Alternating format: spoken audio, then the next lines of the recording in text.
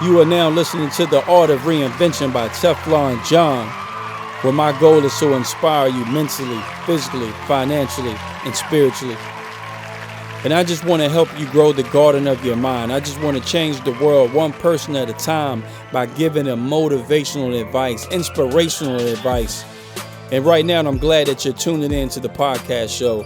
So we want you to sit back, open up your mind, and just absorb all the content. Please share this content across all of your social media platforms as it will help this show grow. Sit back and enjoy. One love. Be blessed. Hey, what's up, everyone? It's your boy TeflonJohn coming to you courtesy of the Art of Reinvention Show. On today's show, we're going to switch it up. You know, I know we're doing a documentary on violence, but, you know, we're taking it to me, like a good violence sport, which is boxing. You know, it's something that I love. Boxing is a sport that I've always, you know, had a passion for. Watching, you know, Iron Mike Tyson, Sugar Ray Robinson, and guys like that coming up. But I got two special guests with me. I got my man Darnell. I got my man Breon. So what I'm going to do is let them introduce you to, just go ahead and tell them about yourself. All right. My name is Darnell Brown, fitness trainer at the Eastern Front Boxing Gym. And we're here to get these kids off the streets, you know what I mean, and do something with the community. So about you, Breon? My name is Breon Rucker, former MMA fighter, former kickboxer. Now I'm full-time boxing coach, full-time life coach here at the Eastern Front Gym. Okay. So when it comes to the Eastern Front Gym, right? Why is it called the Eastern Front Gym and not the Breon's Boxing or something like that? First off, like what was given to me to do as a coach is my life's mission and God's work. It's not about glorifying me, but the struggles we go through here as a city and as a community. Okay. I call it the Eastern Front Gym because that was the most lives in the hardest war in World War II. It was over, I think, like 6 million people died on the Eastern Front, where the Germans and the Russians and the Japanese and everybody was squaring off. So it symbolizes what we go through here as a city, coming from Lynchburg, trying to take on the world, trying to take on everybody else in the establishment. Okay. Yeah, man, that's pretty deep, man, that you're taking something and really trying to, you know, take back the city. And Darnell, when you talked about going after the kids in the city, how important is that, you seeing something like boxing penetrating the lives of kids in a time where, you know, it seems like Lynchburg is something violent happening every other day? It's very important because the kids' first thing they do is run and get a weapon, because a lot of these kids don't know how to fight. They don't know how to throw a punch. So they grab a weapon, they think that's cool. If they learn how to fight or learn how to box, they will be better off getting in less trouble, staying out of jail, hitting the bags. It helps get your anger out. You know, it helps a lot. Got you. So, Breon, when it comes to what he's saying, like getting your anger out, what do you say to those people who say, well, you know, boxing is a violent sport. Why would I teach my kids something violent to counteract violence? Not only is boxing a sport, but it's a way of life. Like the moment I started putting even my boys into it, it changed the way that they even carry themselves in the community, because they know that, like, if push comes to shove, they can defend themselves or they can fight, but they choose to take the opposite way. Just because you're given power doesn't mean you always got to use it. Yeah, yeah. And once you understand what power really is, it changes your whole perspective on how you carry yourself in life, because you realize you got that power. Wow. And I choose not to use it, or I can choose to use it. Okay.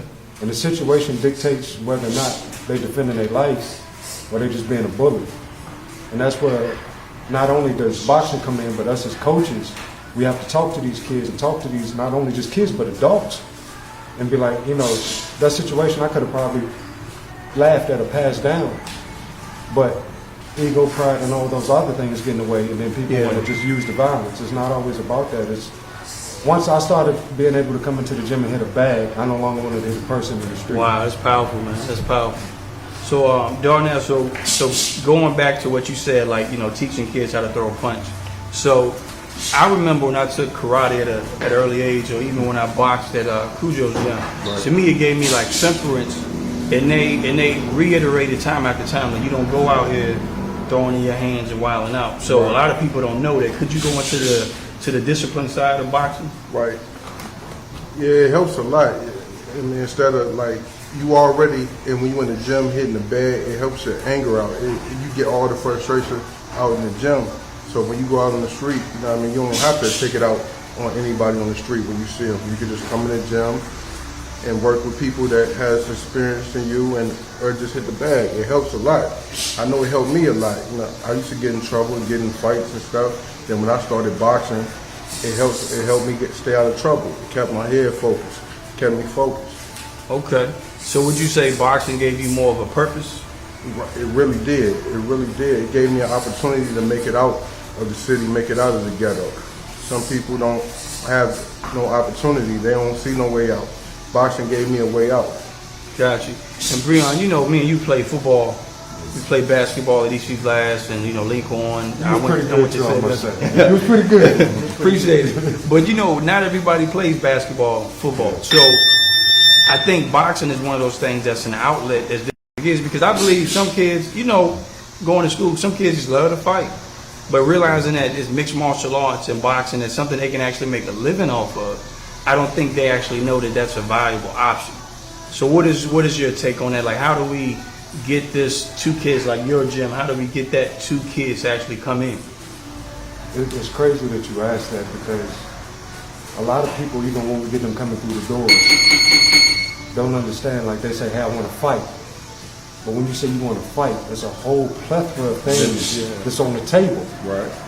Now, I'd rather be a master than a jack of all trades. Yeah. And what I realized for me, I wanted to be that big cage fighter. I wanted to be the great boxer. But my body type and the way that I fight fits Muay Thai. So that's what I became a master in. But if you're an athlete, you're an athlete, and you can adjust from sport to sport. So if you're a pitcher in pitcher in baseball, and they want you to come out and be quarterback in football, you have to learn a few new principles to throw that ball a different way. Yeah. But you're still a thrower. That's what you do. And for me, with this gym and like the boxing thing and all of that, I think it's more of what you see yourself as. You like to get into that type of confrontation as far as the way the sport is played. And regardless of what people think, it's still a sport. It's a sport, and there is still sportsmanship. A lot of the guys fight, and people think, oh, he must hate him, or he must... Right. No, actually, at the end of the day, they're probably going down somewhere and eating dinner and showing pictures of their kids to each other. Right? Yeah. It's a business, but it's a sport also, and there's a lot of camaraderie, and there's a lot of respect for the next person you have coming into the ring for you. So you learn a whole different set of ethics. Yeah. You learn respect, you learn integrity, you learn professionalism, you learn how to not just believe in what you're doing, but believe in a greater good and a greater outcome from what you're doing. It might not be meant for you to be the next champion, but you open doors for somebody else coming behind you to have that chance that we never had. Yeah. Right. So when you talk about like being a coach, and then you mentioned life coach, I think any coach is a life coach, like by default. Right. You know what I mean? And could you go into Darnell and Breon, like the whole passion of the mentorship? Because I'm pretty sure as you coach, is a reason why you do it. Or you could be working on yourself. It's a pull towards working with people. Why is that? I'm gonna let you tackle this one first. No, I'm gonna let you tackle this one first. Being a coach, I'm gonna let you go ahead. Go ahead. I'm gonna follow behind you, because I know you better at interviews than I am, man. For me, like, being a coach is not about the dollar. Right. It's about people changing their lives and the impact that you have, even if it's just a fingerprint on what they can become later on down the road. You don't see it right away. You never get the glory for it right away. You never get the satisfaction right away. But when I have, going on 16 years for me now, when I have some kid that I taught that was 12 years old, and the first thing he does when he comes back home is look for me, and he's like maybe 28 now. And he said, you know what you talked to me about really helped me out. My parents can say this to me, you know, and nobody else I had was real with me about stuff. And then you see them take the little tidbits of the little seed you done sprinkled on them, and it grew into a whole fruit tree. Yeah. They're eating for the rest of their life off of just a little bit of knowledge. Or you see them coming from an impoverished neighborhood, starving, raggedy clothes, tatted up, and now they got their stuff together, driving a car better than mine. that let me know that at least somebody listened and somebody understood the message I was trying to give. So it makes all that money I wasn't making, it makes it worth it. Right. Because I get to impact somebody's life. Yeah. Not everybody gets to be a meteorite in somebody's life. Most people want to be a sun. You shine for a little bit, then you throw shade. Right. That's powerful. Say it again. You shine for a little bit, then you throw shade. Yeah. The time they don't do what you say they're doing, you throw shade on them. And you scold them, you condone them. Instead of taking them in stronger and showing them, look, I understand what you're going through. The one thing we lack, not only as a community, as a people, but as a country, we lack empathy. We lack empathy. And so this is one of the best things I could have ever did with my life, is become a coach, because it made me understand people's struggles a little bit more, because, I remember when I was doing that too. Let me tell you what I did to change. Right. Yeah. Right. Yeah. I went through the same situation. Going through stuff, had dark times, and started boxing and became a coach and helped people. It's all about helping people. That's all about. Just helping people. So could you take me through like a situation? You don't have to get too in depth, Right. Darnell, but a situation where you were going through and somebody really helped you, that really sparked you. Hey, if somebody can do this for me, then I can do this for somebody else. Speaking of, the man is right here. I mean, I remember when I was going through a dark time, I was overweight, weighed like 260 pounds. I needed to lose weight. I go to the gym, saw my man Breon, and he helped me lose my weight and motivated me and gave me a spark, gave me the energy to work and lose my weight. It's easy to say you want to do something, but you got to show and prove and you got to do it yourself. You got to do it. Yeah. And he helped me. He motivated me and got that weight off me. So how important was that? And both of you can chime in on this. Like for you to say somebody giving you constructive criticism, but they were already the example. They were already doing it.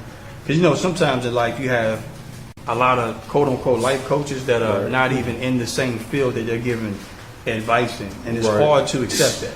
You know what I mean? And that's why I believe that sometimes it's not easy to get advice from everyone. It's like, well, 4 people told me the same thing, but I took it from this person. And it's a reason why. Because this person has experience in that.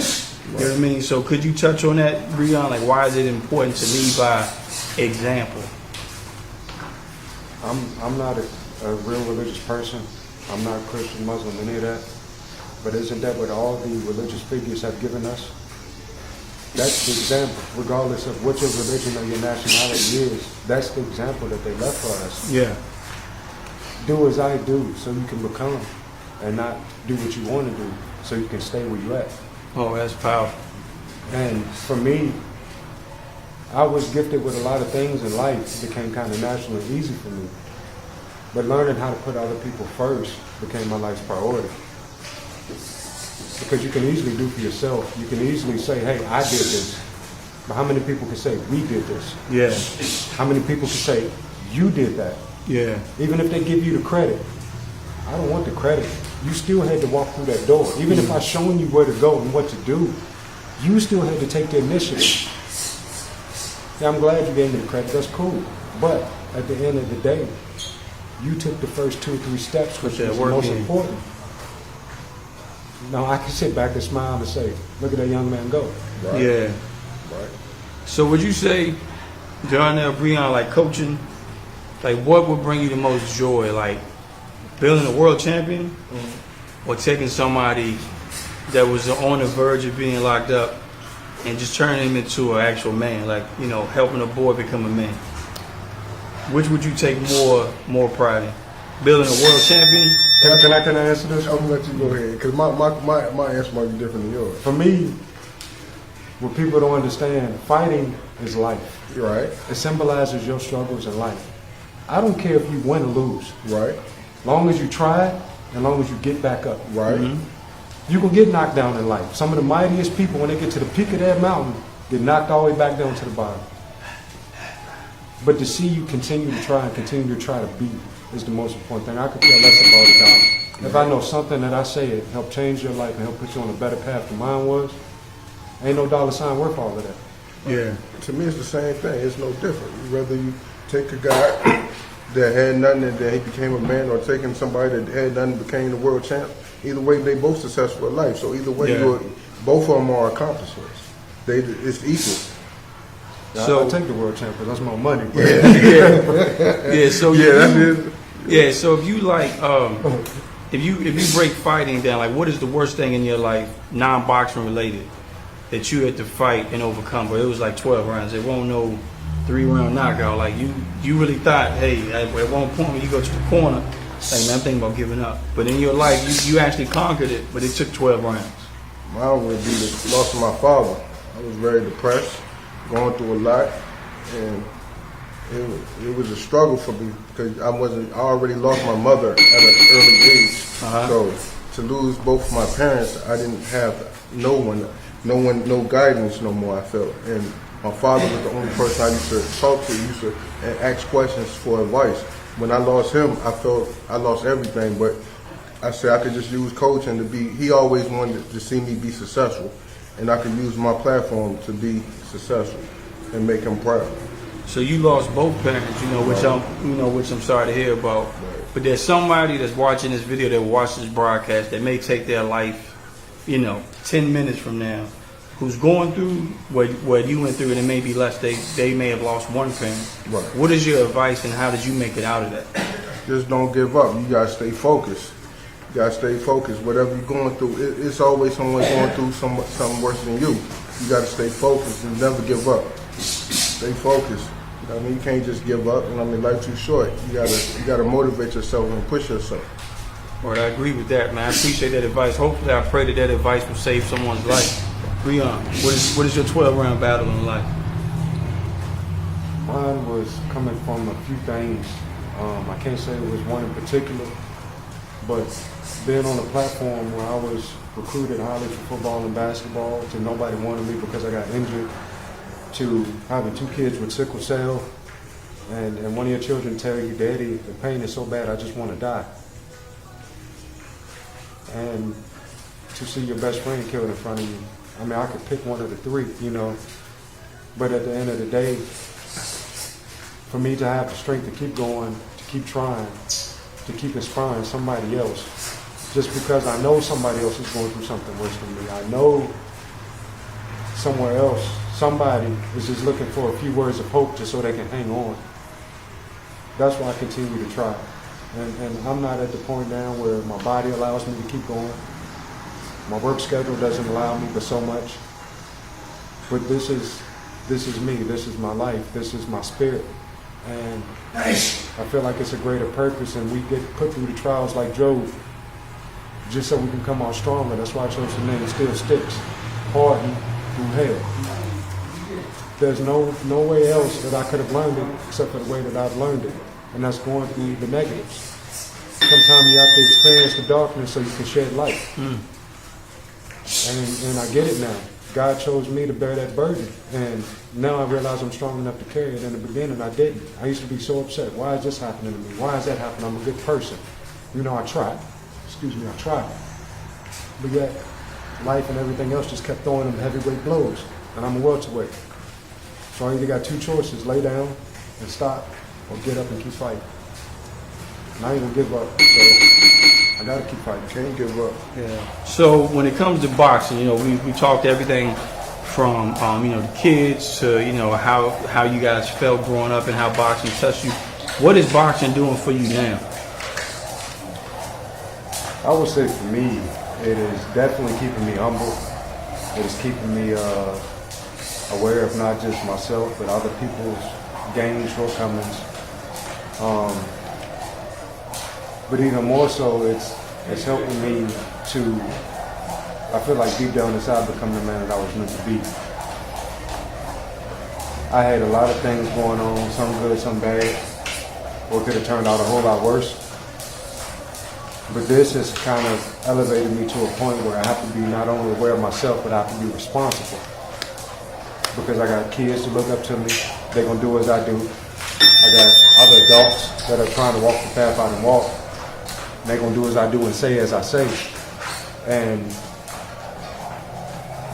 you have to not only just think about yourself, but in the long term, what type of person are you? And what type of person are you trying to make? What is it beyond the boxing, beyond the punch in the mitt, hitting the bag? What type of people are you trying to create? And it made me more aware of that, and it also made me more understanding that I have to be, I would rather say, to sum it up, on point with everything I do, because you lead by example. I can tell you to do a million things, but what you're really looking at is what I'm doing. Right? So that's what counts. And so I have to be more accountable for myself. What about you? So what is boxing doing for you now? Like at this moment in your life? It disciplines me, and it keeps me well grounded. It keeps me in touch with the community. Before boxing, you asked me what did I wanted to do with my life, or what did I wanted to be. I couldn't answer that question for you because it was nothing I really wanted to do. It was nothing that motivated me or keep my spirit up. Boxing is something that you can help the kids, help anybody that's going through something, and help them see a way out of something like it did me. I'm not laughing, but what's better than at the end of a hard day's work of work and you done had to deal with the public and everybody else? You could come in, you could punch a person in the face and not even get in trouble for it. Right. You like, I do this every day. Like, I ain't gonna say I can't. You gonna have me say somebody wants to say. I'm gonna just say I totally agree with you. Agree with you. Said. I mean, but even though you and I either got punching each other in the face, or whatever it may get to, at the end of the day, y'all gonna laugh, y'all gonna shake hands, you gonna smile, and then you ain't got to worry about looking over your shoulder for that dude tomorrow. Yeah. Because if he is you're gonna see him in the gym, anyway. and y'all gonna put the gloves back on again. You ain't got nothing to worry about. But you know it's crazy, like man, like when I first started sparring, and it's like boxing, man, it gave me and I started boxing, I was going through some crazy stuff in my life, but it gave me like such a calm spirit, man. Yeah. So I could be at work and somebody could get smart, and you just put that grin on, because you know what I'm saying, like it's like you've already let go of all this anger and aggression, and you're not gonna control me in that manner. Because you know, like when you in the ring, the thing is stay calm. I gotta fight my fight. You gotta fight your fight. You know what I'm saying? Yeah. So it's like Floyd Mayweather popping off with somebody, and they throw the game plan out. That's what he wants. Right. The opposition of life wants you to stop fighting your fight. So could you speak on that, like how important it is that no matter what happens in life, so you in somebody's corner, right? Right. So you are their coach of life, and they getting jabbed, they getting hit. What is your advice to that person right now that's watching this? They're going through, but they don't have the right game plan. What is your advice? Keep your guard up. Keep your guard up and learn how to adapt. Learn how to adapt the situation and fight your way out of that. You know what I mean? Move your head more. You know what I mean? Breon is the more experienced coach, so I'm gonna let him go. I got a different perspective. I like what he said, move his head though, Move because his head. a lot of times our head is in the wrong spot in life. And we're not thinking. Yeah. But I'm more of a person of old school methods and old school tributes on this one, and as a Muay Thai fighter first. You hit me, I gotta hit you back. Right. And even if I hit you back, I don't feel like it was enough, I'm gonna swing harder and I'm gonna keep fighting. Because at the end of the day, I'm a fighter.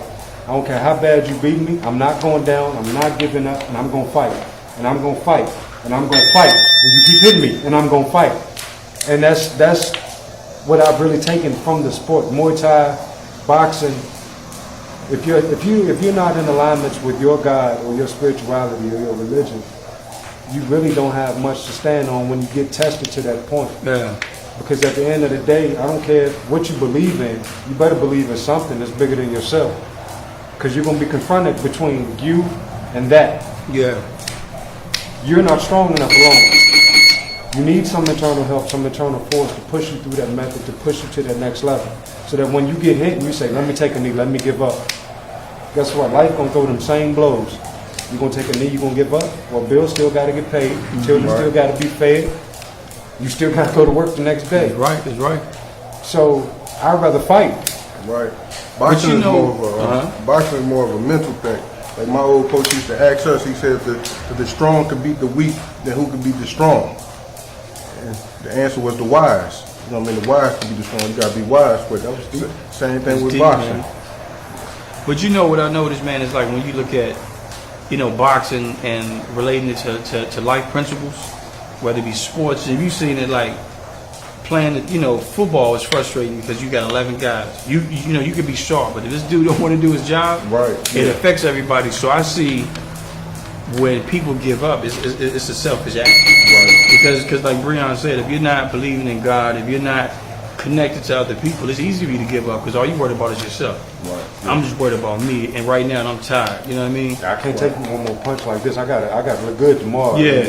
Nah, it ain't And that's the thing, man. I think people are afraid to take that punch in the mouth to get what they need to be, Right. to versus look bad to everyone else. And everyone else don't care. Like, you trying to please people that don't like you anyway. Right. Yeah. You know what I mean? And you're walking in where you could take the punch in the mouth and learn. Because you can learn more from losses and failure, man. Yeah, and that one loss and failure could spark that $1 million idea. You know what I'm saying? Like, I always talk about the Wright brothers, man. Because when I read the story, it was crazy. I'm thinking, what were they being looked at as when they say, yo, we want to fly? And only birds and different animals flew. Right. To the point where they believed in themselves, to where they got that plane in the air. Right. You see what I'm saying? So imagine the failures, the amount of failures, and the ultimate failure was death. Right. But they were still willing to fail their way to flying. You know what I mean? But on another level, is death the actually ultimate failure? Or is that the ultimate gain?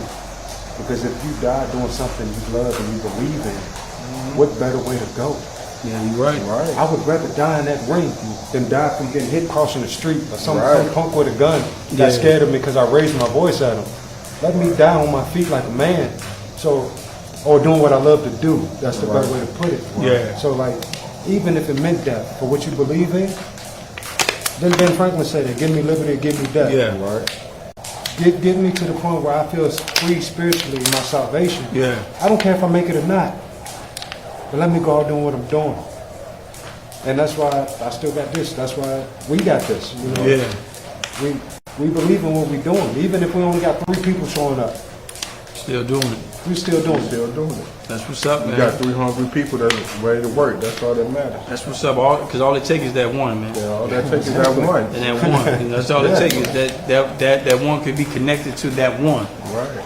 And that's all it takes, man. Now, like I said, I appreciate you guys doing the show, man. I appreciate you guys, believing in me to take out time from your busy schedule, man, and really get on and really help me try to, empower people, man, and inspire people. And I love how you got your son in the back.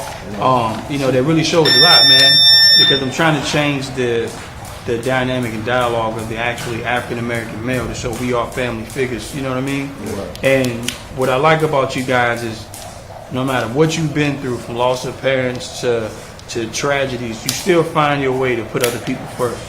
And I love that about you guys, man. But like I said, I appreciate you guys being on. But before we go, I want you guys to... We would like to thank you for listening to this episode of The Art of Reinvention by TeflonJohn. And we encourage you to share this episode across all your social media platforms. And we also encourage you to visit our website at www.imteflonjohn.com and follow us on all our social media platforms at facebook.com/realteflonjohn, twitter.com/realteflonjohn, and instagram.com/realteflonjohn. And while you're on Facebook, go ahead and like our page so you can receive first-hand notifications every time we go live with the motivational video or any motivational content. And as I always say, one love, be blessed.